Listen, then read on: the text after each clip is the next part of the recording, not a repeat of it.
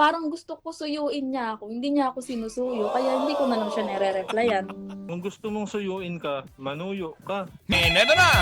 Hello! Hello po? Ayan, ayan. Hello ka-vibes! Sino to? Taga saan ka? Taga Caloocan po. Pangalan? Ako po si Joanna. Uy, si Joanna. Joanna ng Caloocan. Good morning po, DJ. Joanna, ba't napatawag ka? Hindi lang po sana ako ng advice. Uy, advice. Ito. Okay, ito. Sige. Ano ba yung problema natin? Kasi nalilito na po ako. Oo. Ang boyfriend ko po kasi, Patay. Boyfriend na naman. parang mas pina-prioritize niya po ang friends niya kaysa sa akin. Parang pag gusto ko ng time and effort, ayaw po niya. Pero pag sa friends niya, nagkakaroon siya ng time. Pero pag sa akin, wala. Puro next time. Patay. At ito pa po, nahihiya siya mag-I love you sa akin sa personal. Uy, patay. At ayaw din ako ipakilala sa pamilya. Huh! Ayaw din ako i-story. Ayaw ako i-post. Kasi nahihiya daw. Nahihiya daw po siya. Or pag minsan pag-story niya ako, naka-hide po sa relatives niya. Patay.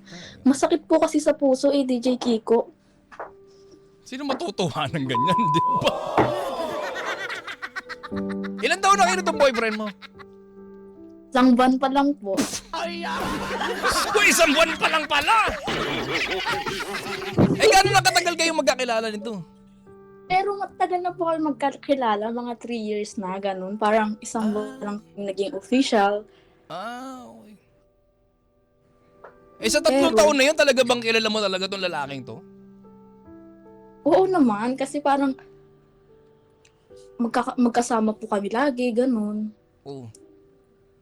Sa saya. Pero, ganun na nga siguro, Sir Kiko eh. Pero, DJ, kasi nasasaktan ako minsan, parang kailangan ko pa siyang i-please para gawin yung mga bare minimum para sa akin. Eh, ano ang plano mo ngayon? Hindi ko nga po alam kasi hindi kami nag-uusap ngayon eh. Ano? Paano hindi kayo nag-uusap? Parang hindi ko po muna siya nire-replyan kasi naiinis ako sa kanya. So ikaw hindi nagre-reach out sa kanya tapos siya nire-reach out kanya, ganun ba? May kagabi lang naman po yung DJ Kiko kasi nabibwisit nga ako sa kanya dahil ayaw niya akong i-post sa story niya. Oh my gosh. Parang gusto ko suyuin niya ako, hindi niya ako sinusuyo, kaya hindi ko na lang siya nire-replyan. Alam na to, laron to. Diyos ko.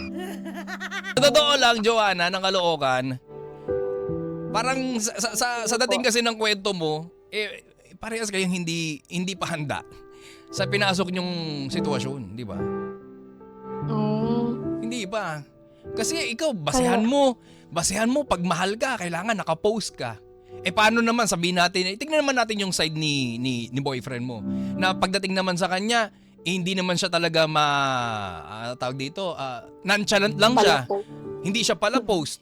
Di ba? Ang dating naman sa kanya, ang POV naman niya, okay lang naman sa kanya, mahal ka naman talaga niya eh. Pero hindi lang talaga siya pala post, di ba? Eh sa umpisa ba gagawin namin? Sa umpisa ba ng relasyon nyo, napag-usapan nyo na yung setup na gano'n? Kailangan, pag mahal mo ako, gusto ko maramdaman na mahal mo ako, maging proud ka sa akin, i-post mo ako. Ganun ba yun? Ay, hindi pa po eh. Sige, Oh. sasabihin ko po. Oh, di ba? Wala naman palang ganung setup. Eh siya, may dinidemand ba siya sa'yo? Wala naman. Oh, wala rin naman pala. Hindi maayos ang pinasok nyo relasyon, hindi malinaw, hindi klaro, wala kayong kasunduan, hindi kayo nagmi-meet halfway, di ba? O ikaw, ano sa tingin mo? Kailangan, gusto mo pa bang ituloy? O putulin na yan? Kasi parang hindi ka rin sigurado sa kanya. Hindi ko po alam eh. Aray mo. Uy, may gusto pang humabol. Hello! Hello, Kuya Rico. Hi, sino to? Si Poging Paulo ng Bulacan. Uy, Paolo ng Bulacan. Ano meron? Ba't napatawag? Hindi, napatawag ako kasi di ba sabi kanina ni Joanna, hindi daw siya sinusuyo, kaya siya nagtatampo, ganyan. Patay, oh. Siguro this is the timing na din na kung gusto mong suyuin ka, manuyo ka. Eto na, speaking of at tagapagtanggol ng mga lalaki. Kasi aminin natin, sa side ng kalalaki yan, bigay tayo ng bigay ng effort, di naman tayo nagde-demand. Pero hindi naman tayo makadinig ng simpleng thank you man lang, parang hirap. Ang hirap sa Mga kababaihan, Ayan, ayan. parang opinion lang to, ha? Yeah! Oo. Huwag niyong hanapin yung hindi niyo kayang gawin. Patay! Ano? Ang nagmagayway ng watawat na kalalakihan, si Paulo. Patay! ganun. Joanna, ako Kasi nakikinig minsan, Mm.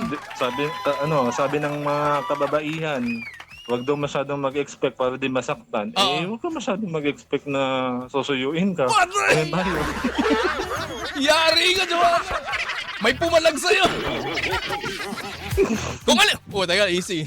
Kung halimbawa ikaw, Paulo, kung ikaw ang karelasyon nito ni Joanna, kunyari magkaharap kayo, ano gusto mong sabihin sa kanya mismo? Sana masuklian naman yung effort na ginagawa ko. Tanongin ko sa kanya, yung bang ginagawa ko, hindi pa ba sapat ang ginagawa ko sa'yo? Ang bigat ng bitaw mo, boy. Parang pelikula eh. Totoo naman eh. Kasi yun nga, hindi ko nalalahatin, baka madaming umiyak eh. Hindi na susuklian yung effort na ginagawa natin. Yun lang. Yun lang. Sa tingin mo ba? Sa tingin mo? Paulo, sa tingin mo? Ano yung pinakamalaking bagay na ginawang pagkukulang? Hindi mali eh. Pagkukulang nito ni Joanna. Yun nga, nag-expect siya. Yun lang. Masyado nag-expect. Masyado nag-assume. Too much expectation. Patay. Too much expectation. Kasi sabi 'di ba lahat daw ng sobra masama. Oo, tama naman. Oh. Baka hindi siya nag-initiate ng konti na babaan niya yung expectation niya. Yun lang. Hanggang umabot sa point na nasaktan siya dahil hindi nga siya sinuyo. Patay. Pero ikaw ba sa tingin mo bilang lalaki, kailangan ba lagi nating sinusuyo yung babae? Kasalanan man natin o hindi? May pagkukulang man tayo o sobra-sobra? Kailangan natin maging balanse, kuya. Yun! Kasi baka mamaya bigay na tayo ng bigay to the point na tayo mismo ubos na tayo sa sarili natin. Patay, ang bigat ng bitaw mo, boy! Di ba?